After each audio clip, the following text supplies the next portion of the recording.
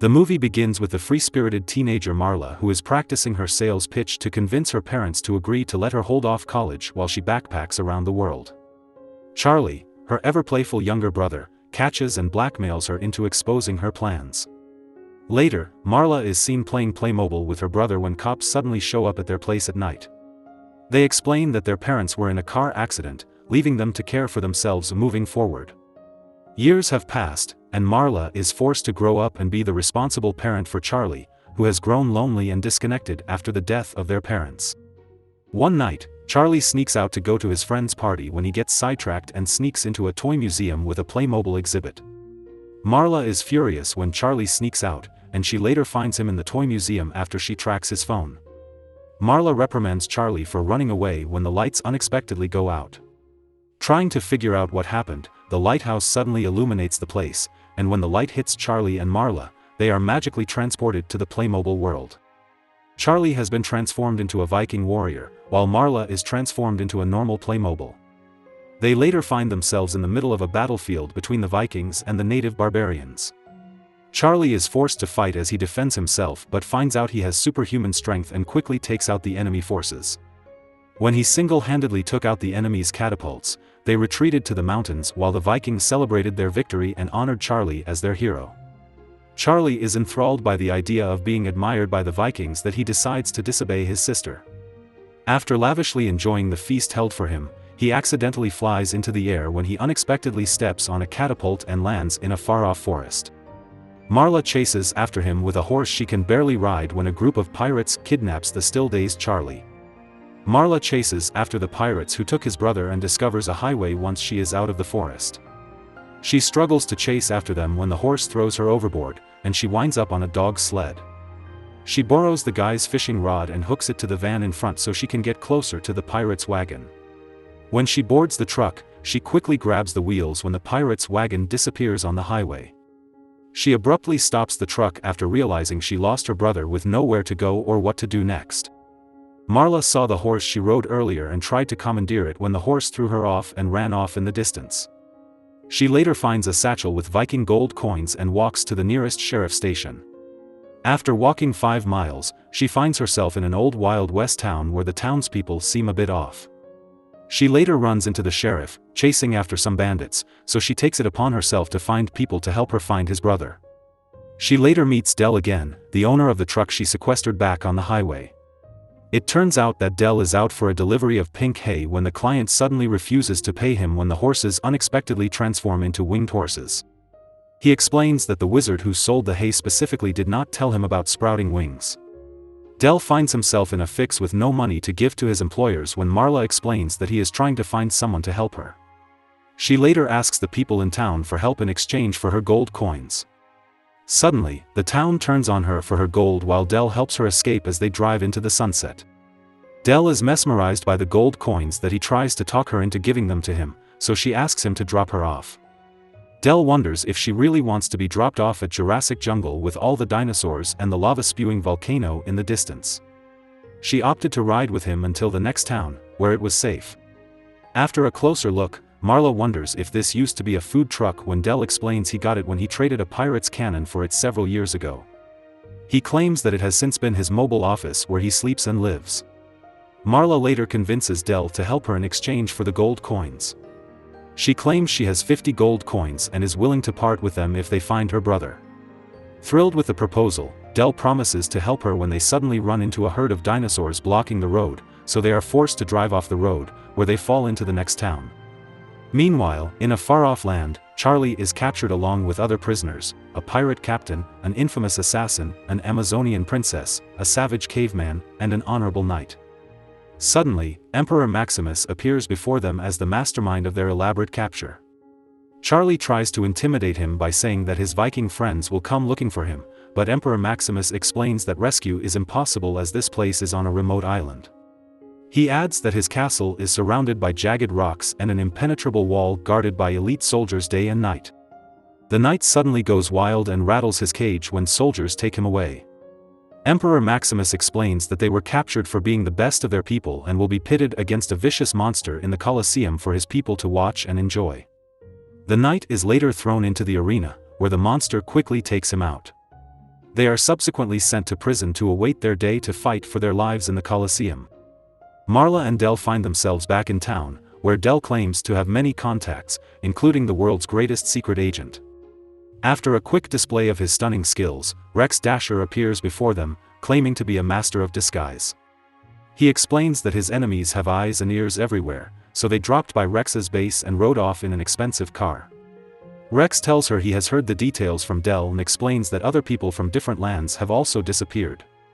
Rex is confident that the people who took the others are the same ones who took Charlie. Rex explains that to find the people who took her brother, they must sneak into a villainous spy headquarters called Skull and gain access to their satellite surveillance system to get the video recording of the car chase and find out where they took her brother. For their plan to work, Marla must go in and impersonate Dr. Greta Grimm, who is said to have full access to move freely throughout the facility. Rex will sneak in from the vents and get to the server room to get her access, while Del will use Dr. Grimm's only weakness, spicy burritos, to knock her unconscious with a sleep serum. Marla managed to get into the system to get the footage they'd need, but Del failed to stop Dr. Grimm, who discovered Marla impersonating her. When the guards are about to take in Marla, Rex arrives disguised as one of the guards, and they run off with the footage that Marla managed to get at the last minute. They later find that Skull has sent their people to chase after them, so Rex suggests he hold them off while they drive off into the sunset with the video. Rex splendidly completes his task but is later taken out and captured by pirates, where he is taken away to Constantinopolis per orders of the Emperor.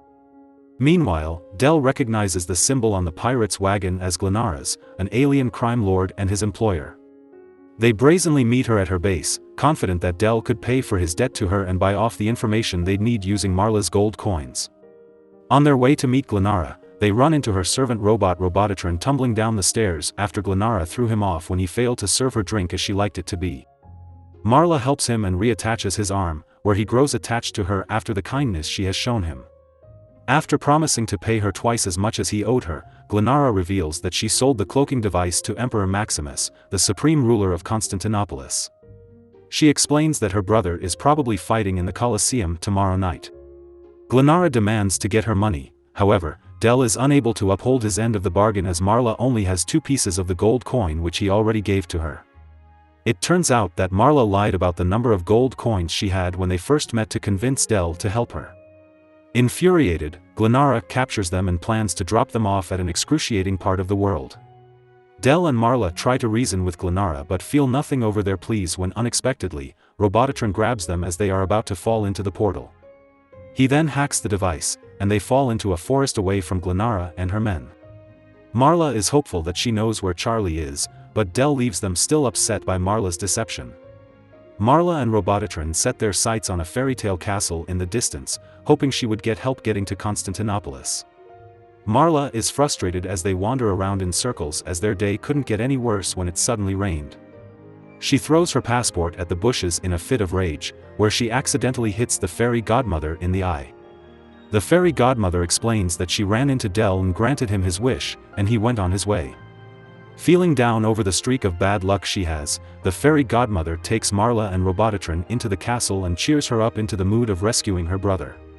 With Constantinopolis in the distance, the fairy godmother casts a spell for a flying carpet to take them while the magical animals give her a backpack and a weapon for rescuing Charlie. Back at Constantinopolis, the other prisoners banded together to escape from their captors. They quickly took out the guards and made their way to the ports to sail into the distance.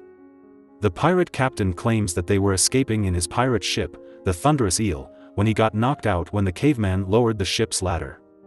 With their pursuers closing in on them, Charlie is forced to sail the ship in the pirate captain's stead, given that he is a Viking and all who are said to be steadfast sailors. Everything went well until they found out they forgot to remove the spring lines that tied the boat to the dock, and they got recaptured again. Following their escape, they find themselves lined up in the pillory with the townspeople throwing food at them. Emperor Maximus explains that they have hours left until they fight for their lives in the arena. They are later joined by Rex Dasher, who explains that Marla is looking for him, and he paints a very vivid picture of Marla being brave, fighting all manner of deadly foes in search of him. After hearing of Marla, Charlie finds the courage to break the pillory with his strength. As they tried to escape from their pursuers, they broke the pillory. Outnumbered and cornered, Charlie sacrifices himself to let his fellow prisoners escape through the city's sewers. Furious, Emperor Maximus urges Charlie to prepare himself as he will be fighting for his life alone and by himself at the Colosseum in an hour. Marla and Robotatron arrived at Constantinopolis just before the fight at the Colosseum started. She managed to sneak into the castle, made a grand entrance as a knight, and freed Charlie from the chains that shackled his foot. They later find themselves in the arena fighting a vicious T-Rex with nothing but a sword and shield when Del and Robotatron arrive with the truck to save them. Del explains how the fairy godmother granted his wish for 1,000 burritos, which he sold and paid his debt with Glenara when Marla had the brilliant idea of feeding the T-Rex with Del's last pink hay hanging in the back of his truck. With the sibling super duo slingshot move, Marla fed the T-Rex with the pink hay, to which it grew wings, making it docile and friendly. When Emperor Maximus orders his men to capture them, Rex and the other prisoners arrive to rescue them, while Captain Bloodbones captures the Emperor and places him in a cage. Charlie thanks his fellow prisoners for coming to his rescue while Marla bids her farewell to Del, Robotatron, and Rex. With people lining up at the food truck, Del was too busy to sell his burritos and meatballs, so Marla freed the T-Rex and rode it back to the lighthouse. Marla and Charlie return to the real world, realizing they were missing for only 5 minutes. Marla later finds her passport, which was stamped with every place she has been to in the Playmobil world. Marla and Charlie are now in a good place as they show to be closer than ever before. In the post-credit scenes, the guard at the toy museum steps on Emperor Maximus, who is out of the cage, and places him back on Constantinopolis. The end. Thank you for watching. Check out these other videos and make sure to subscribe and tap the bell to be notified about our latest videos. See you next time.